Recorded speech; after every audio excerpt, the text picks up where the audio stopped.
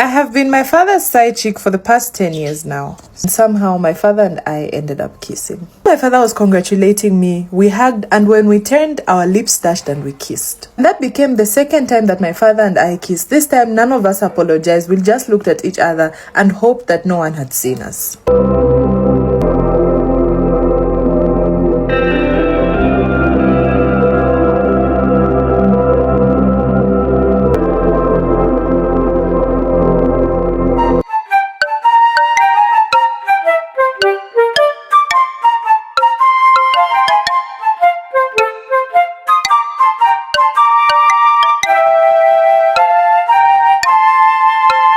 I have been my father's side chick for the past 10 years now. Story time. My father and I got together when I was early in high school. This is going to be a bit complex to explain, but follow me closely so that you don't end up judging me wrongly. Being the only girl between my mother and father, if you can relate and you're the only girl, you know that probably you're very close to your dad. Growing up, I wasn't the only girl, but I ended up losing my older sister, who was the other girl in the family. So after that, it was my brothers and I, as well as my parents. Now, most of the time, it would be my dad picking me up from school, and because I had just lost my sister at that time, it was very hard for me to process her death. So every time that he would pick me up, we would go to the park, we would just sit in the car and just talk about the death of my sister, and both of us would help each other get through it. Now, one day while at the park, I would like to preface by saying that neither of us coerced each other into what happened, but while we're sitting at the park, the car got quiet, and somehow my father and I ended up kissing. It was very unexpected, and the environment thereafter became so awkward. We both apologized to each other. At this point, I was quite old enough. I was actually in my final year in high school, so I understood perfectly everything that had just happened and what it would do to our relationship. So both of us apologized, and the awkwardness did continue for a few months. Now, it was finally graduation day a few months after that initial kiss, and my father and I hugged. Unfortunately, on this day, my mother couldn't be around because she had to travel for work. So at my graduation, it was just my father and I, as well as my brothers. While my father was congratulating me, we hugged, and when we turned, our lips touched and we kissed. And that became the second time that my father and I kissed. This time, none of us apologized. We just looked at each other and hoped that no one had seen us. Anyway, when it comes to school, my father is one heck of a serious man because he does not play about education, especially that of his children. So after grade 12, I never even took a gap year. Immediately, I was enrolled into uni.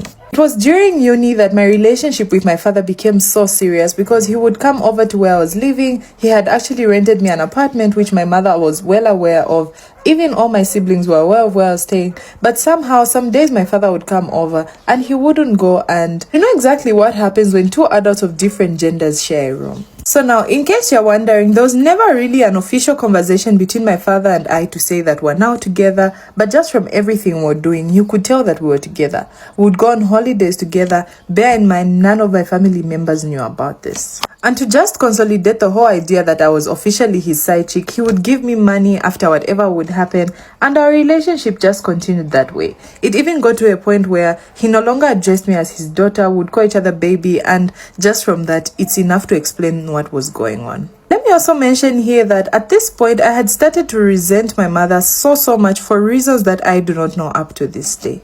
But just from logic, the reason why I started to resent her was the fact that she was the other woman in the relationship that I shared with my dad. Sometimes it would so happen that every time we were together, she would end up calling and he would have to leave, and all those things just started to anger me. Anyway, while in uni, my father would obviously give me a lot of money, or in this case, my sugar daddy as well. He would give me a lot of money, and because I had seen how hardworking my mother is, I think it rubbed off on me that I ended up starting a business. This business has been quite a success, if I do say so myself. This business becoming a success meant so much to me because I knew that eventually our family members would catch on to what was happening, and I would no longer receive the money that he would give me. So I knew that this was definitely my chance to make it big with my father's money. You might be wondering why maybe he wouldn't have given me the money regardless. Honestly, I would never find out if he would give me the money if I wasn't his girlfriend, because at the time that I was old enough to handle money, I was already with him. We shared an agreement that for my father to keep helping me with the money that he would provide and keep being the sugar daddy that I had in my life, I didn't have to have any other man. So it meant no other relationships. My father is the only man that I had ever known. Now, I know this sounds insane, but this is exactly what happened. 10 years into this relationship, last year my father officially kicked the bucket, and this traumatized everyone in the family. I'm sure we all understand how a funeral goes when it's a breadwinner that has died. Now, losing my father was traumatic, and I thought it would eventually bring my mother and I close together. This was actually the start of greater problems that I never imagined for myself. The drama was started by my grandparents at the funeral. This part of Africa, once a man or woman loses his wife or her husband, it's required of them that they should be cleansed from all the evil spirits of their previous partner so that they wouldn't see the ghost of that person. Apparently, if you're not cleansed, allegedly, you would continue to see the ghost of your spouse and you'd never be free enough to move on to another relationship. Now, this is alleged because I have never seen this happen to anyone, my peers, or anyone that I know that has lost their husband or wife, because I have gone around to ask because this thing has been bugging me. I'm sure you're all wondering how cleansing of the widow or the widower would bother me in this sense, because I wasn't even married to my father. Now, this is exactly how it happened. So on the day that my mother was being cleansed, because in this case she's the one that had lost her spouse, when she was being cleansed, somehow my grandmother, who's also my mother's mother, claimed to have seen a vision, and in that vision, I was my father's spiritual wife. Now, don't even bother asking me what a spiritual wife is, just go and read about it, because I also don't know what it is. Anyway, so after my grandmother believed that I was actually my father's spiritual wife, I was called into the room that my mother was being cleansed, and I was asked to say the truth if I had known anything about my father and if any way we had gone out together. I don't know if this was a tactic they played on my mind, but they told me if I don't end up coming clean and I had actually slept with my father, it would never be possible for me to move on to another partner, and that my father's ghost would continue to torment me. We know how all elders are probably superstitious, but I don't come from an era where we believe in such superstitions. So according to me, I just thought, you know what, these people are overthinking and nothing at all will happen to me. These demands from my family kept on coming, and I said no, because who's about to accept that they have been going out with their own father?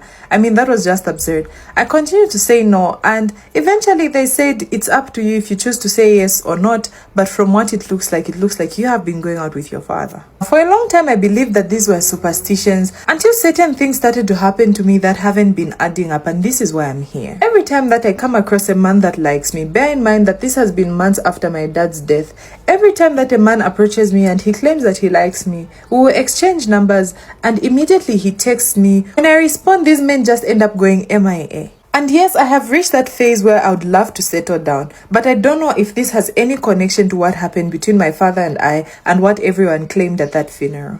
Okay, now, our good sis, or whatever we'll call her, has been going through a lot, and whatever has been happening is obviously insane, and it has been insane telling this story. But if you're in the shoes of our good sis, what would you do in this situation? Would you agree that you've been going out with your father so that you'd be cleansed of his ghost?